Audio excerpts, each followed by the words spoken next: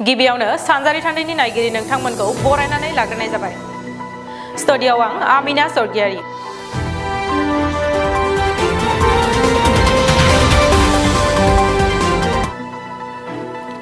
फिन आसामाव टेट आनजाद जाफिनगोन नामा?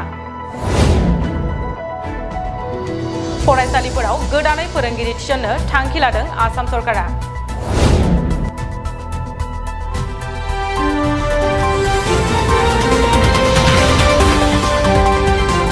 आसाम सरकारा सोलोंथाइ बिफानाव 6,000 फोरोंगिरिनि लांदां जानानै थानाय मासिखौ सुफुंनो थांखि लादों। बे बाथ्राखौ फोरमायदों आसामनि सोलोंथाइ मन्थ्रि डक्टर रनज पेगुआ।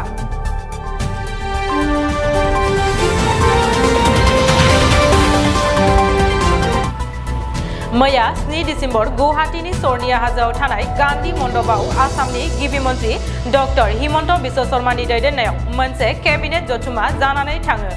बे केबिनेट जथुमायाव बाहागो लाखांनायनि उनाव आसामनि सोलोंथाइ मन्थ्रि डक्टर रनज पेगुआ गावनि फेसबुक पेजनि गेजेरजों फोरमायदों दि थाबैनो आसाम सरकारा सोलोंथाइ बिफानाव 6,000 लांदां जानानै थानाय फोरोंगिरिनि मासिखौ सुफुंनो थांखि आजावदों। 2022 मायथाइनि फैगौ डिसेम्बरनि गेजेरावनो थिसनथाइनि राहाखौ फोसावगोन होनना फोरमायदों सोलोंथाइ मन्थ्रि बिथाङा।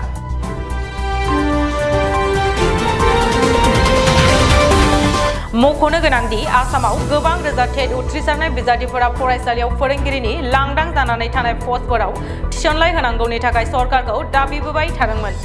दा बे बेलायाव फोरोंगिरिनि लांदां मासिनि थाखाय आसाम सरकारा गोदानै टेट आनजाद खुंगोन ना आगुआव उथ्रिखानाय बिजाथिफोरखौ थिसनलाय होगोन, बेयो मोनसे गिदिर सोंथि।